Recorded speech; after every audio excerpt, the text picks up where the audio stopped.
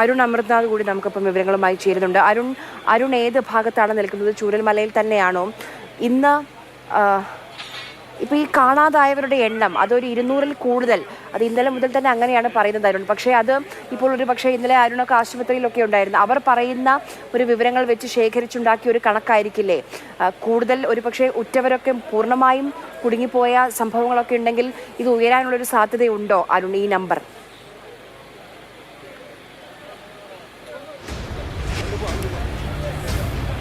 ആര്യ, തീർച്ചയായും ഒരു കാര്യം മാത്രം നമ്മൾ നോക്കിയാൽ മതി ഇതിൽ. കാരണം ഈ പോത്തുകൽ ഭാഗത്തേക്ക് എത്തിയ മൃതദേഹങ്ങൾ, അതാണ് ഈ തിരച്ചിൽ സംഘം ഉൾപ്പെടെ ആദ്യമേ നമ്മോട് പറഞ്ഞ കാര്യം. അതായത് 57 മൃതദേഹങ്ങൾ ഇന്നലെയോടെ കണ്ടെത്തിയിട്ടുണ്ട്. കൂടുതൽ മൃതദേഹങ്ങൾ ഈ പുഴയിൽ ഒരു 57 മൃതദേഹങ്ങൾ ഇത് കണ്ടെത്തിയവ മാത്രമാണ്.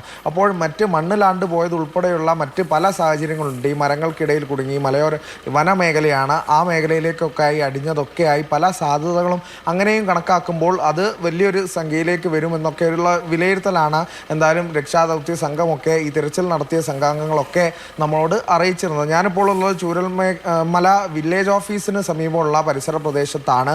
ഇവിടെയായിരുന്നു ഇന്നലെ ഒരു 20ഓളം മൃതദേഹം കണ്ടെത്തിയ ഒരു മേഖലയുണ്ട്. എനിക്ക് പിറകിലായി കാണുന്ന മേഖലയാണ്. വെളിച്ചമെത്തിയാലാണ് നമുക്ക് കൂടുതൽ ആ ദൃശ്യങ്ങളിലേക്കൊക്കെ പോകാൻ പറ്റുള്ളൂ എന്നാണ് എന്തായാലും മനസ്സിലാക്കുന്നത്. അത്തരത്തിൽ ഇവിടെ ഇപ്പോഴും ഈ മരങ്ങളൊക്കെ കൂട്ടത്തോടെ അടിഞ്ഞു കിടക്കുന്ന ഒരു സാഹചര്യമാണ് എനിക്ക് പിറകിലായി ഞാൻ കാണുന്നത്. ഇന്നലെ ഈ രക്ഷാദൗത്യ സംഘം മടങ്ങി എത്തുമ്പോൾ ഞാൻ അവരുമായി സംസാരിച്ചിരുന്നു. അപ്പോൾ അവർ പറഞ്ഞത് ഈ യന്ത്ര സാമഗ്രികൾ തുടക്ക ദിവസങ്ങളിൽ നമുക്കുണ്ടായ പ്രതിസന്ധിയുണ്ട്, അത് വലിയ ഒരു പ്രതിസന്ധി തന്നെയായിരുന്നു. ചൂരൽമല ഭാഗങ്ങളിലായിരുന്നു നമുക്ക് ആദ്യം എത്താൻ സാധിച്ചത്. ഈ മുണ്ടക്കയിൽ ഇങ്ങനെ ഒരു അപകടം എന്ന് പറഞ്ഞപ്പോൾ പോലും അവിടേക്ക് നമുക്കൊരു ആക്സസ് പോയിന്റ് ഉണ്ടായിരുന്നില്ല.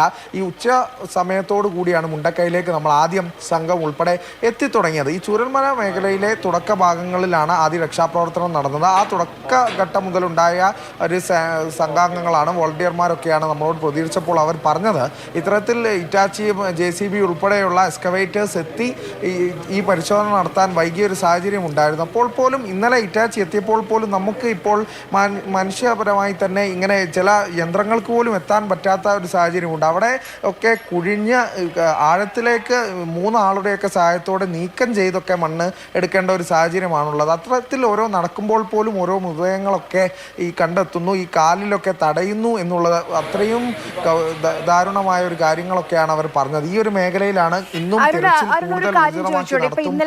ഇന്നലെ നമ്മൾ ഈ മുണ്ടക്കയിൽ നിന്ന് കണ്ടെത്തുന്ന മൃതദേഹങ്ങൾ തിരിച്ച് ഈ ചൂരൽമലയിലേക്ക് എത്തിക്കാൻ ഈ വടം കെട്ടി കയറിലൂടെ കെട്ടിയാണ് കൊണ്ടുവന്നിരുന്നത്, മറ്റ് സംവിധാനങ്ങൾ ഉണ്ടായിരുന്നില്ല.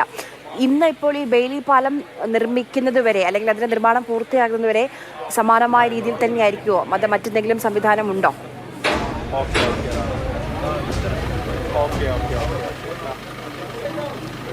ബെയിലി പാലം തന്നെയാണ് നമുക്ക് ഒന്നാമതായിട്ടുള്ള പ്ലാൻ എ എന്ന് പറയാനുള്ള ശാശ്വതമായ പരിഹാരം എന്നുള്ളത് തന്നെ. അതിന് മറ്റ് ഇപ്പോൾ കൂടുതൽ ആര്യ പറഞ്ഞതുപോലെ തന്നെയുള്ള രീതിയിലായിരിക്കും. ബെയിലി പാലം വന്നതിലൂടെ നമുക്ക് ആ ഒരു മാർഗത്തിന് ശാശ്വത പരിഹാരമാവുകയുള്ളൂ. തുടക്കത്തിൽ ഉണ്ടായ പ്രതിസന്ധി അത് തന്നെയാണ്. ഒന്നാമത്തേത് കാലാവസ്ഥ, മഴ മാറി നിൽക്കാത്ത സാഹചര്യമായിരുന്നു. ഈ പുഴയിലെ ജലനിരപ്പ് ഉയർന്നു, കുത്തൊഴുക്കുണ്ടാകുന്ന സാഹചര്യം ഉണ്ടായിരുന്നു. ഇത് രക്ഷാപ്രവർത്തനത്തിന് വലിയ വെല്ലുവിളി ഉണ്ടാക്കി. ഒപ്പം തന്നെ പാലം താൽക്കാലികമായി നമ്മൾ നിർമ്മിച്ചു. ആ പാലം തകർന്നു പോകുന്ന പശ്ചാത്തലത്തിലാണ് ബെയിലി പാലത്തിലേക്ക് നമ്മൾ എത്തുന്നത്. ബെയിലി പാലത്തിൻ്റെ നിർമ്മാണം ഉച്ചയോടുകൂടി പൂർത്തിയാകുമെന്നാണ് അറിയുന്നത്. അപ്പോൾ വരെ ഈ ഒരു സാഹചര്യം തന്നെയാണ്, ഈ വടമൊക്കെ കെട്ടിയുള്ള ഒരു മാർഗം തന്നെയാണ് ഇപ്പോൾ നമുക്കുള്ളത് എന്നുള്ളതാണ്. മറ്റൊരു മാർഗം സാധ്യമാക്കണമെങ്കിൽ ഉണ്ടാകുന്ന പ്രതിസന്ധികളാണ് ഞാൻ പറഞ്ഞത്. ഈ പുഴയിലെ ജലനിരപ്പ് ഉയരുന്നത് ഉൾപ്പെടെ അത് വെല്ലുവിളിയാകും എന്നുള്ളത് തന്നെയാണ്. മഴ മാറി നിൽക്കുന്നില്ല, മഴ ശമിക്കുന്നുണ്ടെങ്കിൽ പോലും മഴ ചെറിയ രീതിയിൽ ചാറ്റൽ മഴയായിട്ട് 2 ദിവസത്തെ സാഹചര്യം ഇങ്ങനെയാണ്. ചാറ്റൽ മഴയായി കുറയുന്നു, പിന്നെ മഴയുടെ ശക്തി കൂടുന്നു. 2 മണിക്കൂറോളം ഒക്കെ മഴ തുടർച്ചയായി പെയ്യുന്ന സാഹചര്യം ഉണ്ടായി. ഇന്നലെ ഉച്ചയ്ക്കും നമ്മൾ കണ്ടത് അത് തന്നെയാണ്. ഈ മുണ്ടക്കൈ മേഖലയിൽ ഏറെക്കുറെ നമുക്ക് ആശ്വാസകരമായ ഒരു കാലാവസ്ഥ എത്തി. ഈ ആര്യ സൂചിപ്പിച്ചതുപോലെ ആ വടം കെട്ടിയുള്ള രക്ഷാപ്രവർത്തനമൊക്കെ നടക്കുന്നതിനിടയിൽ കനത്ത മഴ പെയ്തൊരു സാഹചര്യം ഉണ്ടായി. അത് വലിയ രീതിയിലൊരു വെല്ലുവിളിയായി. അപ്പോൾ എത്രയും പെട്ടെന്ന് പാലത്തിൻ്റെ നിർമ്മാണം പൂർത്തീകരിക്കുക എന്നുള്ളത് തന്നെയാണ് സൈന്യത്തിൻ്റെ ലക്ഷ്യം എന്നുള്ളതാണ് ഒന്നാമത്തെ കാര്യം. ഒപ്പം തന്നെ ഈ സ്നിപ്പർ ഡോഗുകൾ ഉൾപ്പെടെ, ഈ ഡോഗ് സ്ക്വാഡ് ഉൾപ്പെടെ ഓരോ സംഘത്തിനൊപ്പം ഉണ്ടാകുമെന്ന് സൈന്യം അറിയിക്കുന്നുണ്ട്. നാവികസേനയുടെ, കോസ്റ്റ് ഗാർഡിൻ്റെ, ആർമിയുടെയൊക്കെ സംഘമാണ് ഇന്നലെ തന്നെ ഇവിടെ തമ്പടിച്ചിട്ടുണ്ട്. ഒപ്പം തന്നെ ഈ പ്രാദേശികമായുള്ള നാട്ടുകാരുടെ ഒരു സംഘം ഈ എല്ലാ സംഘത്തിൻ്റെ കൂടെയും ഒപ്പം ഉണ്ടാകും. കാരണം അവർക്കാണ് ഇവിടുത്തെ ഭൂപ്രകൃതി അറിയാവുന്നത്, അവർക്കാണ് ഇവിടുത്തെ പ്രദേശം അറിയാവുന്നത്, അവരാണ് ഈ സംഘത്തെ ഗൈഡ് ചെയ്യുന്ന രീതിയിലുള്ള ഒരു പ്രവർത്തനം കണ്ടെത്തുന്നത് എന്നുള്ളതാണ്. തുടക്കം മുതലുള്ള നമ്മളോട് ഇന്നലെ സംസാരിച്ച നിഷാദ്, ഷംസാദ് ഉൾപ്പെടെയുള്ള ആളുകളൊക്കെ തുടക്കം മുതൽ ഈ ആദ്യ മേഖലയിൽ എത്തിപ്പെട്ടവരാണ്. ആദ്യം തന്നെ ഇവരുടെയൊക്കെ ഇതിൻ്റെ ഒരു ഭീകരാവസ്ഥ നമ്മൾ ഒന്നും കൂടെ പറഞ്ഞു പോവുകയാണ് ആര്യ. ഈ ഒരു നിഷാദ് എന്ന ഈ ഒരു പ്രദേശവാസി നമ്മളോട് പറഞ്ഞ കാര്യമാണ്. തൊട്ടടുത്തുള്ള സുഹൃത്തിൻ്റെ വീട്ടിലേക്ക് പോകേണ്ട ആ ഒരു പ്രദേശം പോലും മനസ്സിലാകുന്നില്ല എന്നുള്ളത്. അത്തരത്തിൽ മണ്ണ് മൂടിക്കിടക്കുന്ന ഒരു ചിത്രം മാത്രമേ ഇവരുടെ മുന്നിലുള്ളൂ. ഏതാണ് ഈ മേഖല എന്ന് പോലും തിരിച്ചറിയാൻ പറ്റാത്ത രീതിയിലാണ് ഈ കിടക്കുന്നത്. ഈ ദുരന്തത്തിൻ്റെ വ്യാപ്തി മുൻപ് നമ്മൾ കണ്ടത് പുത്തുമലയിലും കവളപ്പാറയിലും ഒക്കെ നമ്മൾ കണ്ടതാണ്. പക്ഷേ അതിൻ്റെയൊക്കെ ഇരട്ടിയാണ് മുണ്ടക്കൈ എന്നുള്ളതാണ് ഇവരുടെയൊക്കെ വാക്കുകളിൽ നിന്ന്. ഞാൻ നേരത്തെ ആദ്യം സൂചിപ്പിച്ച കാര്യത്തിലേക്ക് തന്നെ ആശുപത്രിയിലും ദുരിതാശ്വാസ ക്യാമ്പുകളിലൊക്കെ കണ്ട മനുഷ്യരുണ്ട്, കണ്ണീർ പറ്റിയ കുറേ മനുഷ്യർ. അവരൊക്കെ പറയുന്ന കാര്യങ്ങളാണ് നമ്മൾ പറഞ്ഞത്. ഓരോരുത്തർക്കും ഓരോ പുതിയ അനുഭവങ്ങളാണ് പറയാനുണ്ട്. ഓരോരുത്തരെ കാണുമ്പോഴും അവർക്ക് നമ്മുടെ മനസ്സ് മരവിപ്പിക്കുന്ന തരത്തിലുള്ള അനുഭവങ്ങൾ പറയാനുണ്ട് എന്നുള്ളത് തന്നെയാണ്. ഇന്നലെ ഞാനൊരു വയോധികയായി സംസാരിച്ചിരുന്നു. അപ്പോൾ അവർ മാത്രം ഒറ്റപ്പെട്ട് ഈ മുണ്ടക്കൈ മേഖലയിലാണ്, അവരുടെ വീട് മാത്രം ഒറ്റപ്പെട്ടു പോയി. അപ്പോൾ ഒരു കുന്നിന് മുകളിലേക്ക് അവരുടെ അയൽവാസി എത്തി ഇവരെ രക്ഷിച്ച് അങ്ങോട്ട് കൊണ്ടുപോവുകയായിരുന്നു. അതിനിടയിൽ അവരുടെ കാലിൽ എന്തോ തടയുന്നതായി കണ്ടു. അപ്പോൾ ഈ മണ്ണിനടിയിൽ നിന്ന് ഉയർന്നു നിൽക്കുന്ന കൈയായിരുന്നു എന്നുള്ള സംഭവങ്ങളൊക്കെയാണ് അവർ പറയുന്നത്. അത്തരത്തിൽ ഓരോ വീടുകളായി ഒരു 2 വീടുകൾ മാത്രം അവശേഷിക്കുന്ന, തറ മാത്രം അവശേഷിക്കുന്നു, ഒരു വീടിൻ്റെ തറ മാത്രം അവശേഷിക്കുന്നു. അത്തരത്തിൽ വീട് പൂർണ്ണമായും അങ്ങനെ നീങ്ങിപ്പോകുന്നു. അത്ര ദുരന്തമുഖത്തിൻ്റെ കാഴ്ചകൾ ഒരു ഭാഗത്ത് ഇവരുടെ വാക്കുകളിലൂടെ വ്യക്തമാകുന്നുണ്ട്. ദുരന്തത്തിൻ്റെ വ്യാപ്തി ഒരു ഭാഗത്ത്. എന്തായാലും രക്ഷാപ്രവർത്തനം ഇനി പുരോഗമിക്കുക. ഞാൻ പറഞ്ഞ ഇത്തരത്തിൽ സൈന്യം കേന്ദ്രീകരിക്കുന്നത് ഈ കാര്യത്തിലാണ്. ബെയിലി പാലത്തിൻ്റെ നിർമ്മാണം ആദ്യം പൂർത്തിയാകണം, അതിനാണ് പ്രഥമ പരിഗണന. ഒപ്പം തന്നെ മറ്റു ഭാഗങ്ങളിൽ ഇപ്പോൾ ഞാൻ നിൽക്കുന്ന ഭാഗങ്ങളിലെ രക്ഷാപ്രവർത്തനമായിരിക്കും ആദ്യം പുരോഗമിക്കുക. അതാ ഇപ്പോൾ കാണുമ്പോൾ തന്നെ മരങ്ങൾ ഇങ്ങനെ അടിഞ്ഞു കൂടി കിടക്കുകയാണ്.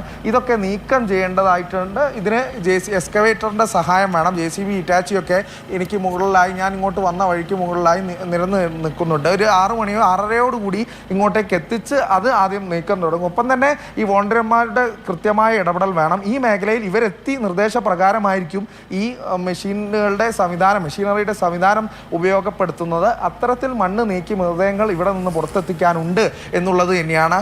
ഇപ്പോൾ ഈ പറയുന്ന കണക്കുകൾ ആര്യ സൂചിപ്പിച്ചത് പ്രധാനപ്പെട്ട കാര്യം തന്നെയാണ്. ആ കണക്കുകൾ ഒന്നും വ്യക്തമല്ല എന്നുള്ളത് തന്നെയാണ്. ഓരോരുത്തരും പറയുമ്പോഴാണ് കൂടുതൽ പേര് എത്രത്തോളം ഈ മൃതദേഹങ്ങൾ ചാലിയാറിൽ ഒഴുകിപ്പോയത് അത് ഒരു ഭാഗത്ത് കിടക്കുന്നു. അപ്പോൾ തന്നെ ഓരോ പ്രദേശത്ത് മുണ്ടക്കൈനെ പറ്റി നമുക്ക് തുടക്കത്തിൽ തന്നെ ഒരു ആക്സസ് പോയിന്റ് ഇല്ലായിരുന്നു. മുണ്ടക്കൈയിൽ എന്താണ് സംഭവിച്ചത് എന്ന് നമുക്ക് അറിയില്ലായിരുന്നു. ഈ 2 ദിവസങ്ങൾ നമ്മൾ അറിഞ്ഞു വരുന്നേ ഉള്ളൂ എന്നുള്ളതാണ് ഏറ്റവും പ്രധാനപ്പെട്ട കാര്യം. ഇനിയും മുണ്ടക്കൈയിൽ എന്തൊക്കെ ബാക്കി എന്നുള്ളൊരു ചോദ്യം അവിടെ അവശേഷിക്കുന്നുണ്ട് എന്നുള്ളത് തന്നെയാണ് പ്രധാനപ്പെട്ട കാര്യം. അത്തരത്തിൽ മുണ്ടക്കൈ മേഖലയിലെ ഓരോ മേഖലയിലേക്കും സൈന്യവും തെരച്ചിൽ സംഘങ്ങളും അങ്ങോട്ടേക്ക് എത്തിക്കൊണ്ടിരിക്കുന്നതേ ഉള്ളൂ എന്നുള്ളതാണ് പ്രധാനപ്പെട്ട കാര്യം. അപ്പോഴാണ് കൂടുതൽ അതിൻ്റെ ആഴം നമുക്ക് മനസ്സിലാകുന്നത്. മരണസംഖ്യ ഉയരും എന്നുള്ളത് ഒരു യാഥാർത്ഥ്യം തന്നെയാണ്, അത് പറയാതെ വയ്യ. അപ്പോൾ അത്തരത്തിൽ ഇനിയും ആ മുണ്ടക്കൈയിൽ ഒരുപാട് മേഖലകളിലേക്ക് നമുക്ക് ഇറങ്ങി പരിശോധിക്കേണ്ടതുണ്ട്. ചൂരൽമലയിൽ ഒരു സംഘം ആദ്യം പരിശോധന തുടരും. അത് ഈ വില്ലേജ് ഓഫീസ് പരിസരം കേന്ദ്രീകരിച്ചാണ് കൂടുതലായും മൃതദേഹങ്ങൾ കണ്ടെത്തിയ ഒരു മേഖല കൂടിയാണിത്. ഒപ്പം തന്നെ ഈ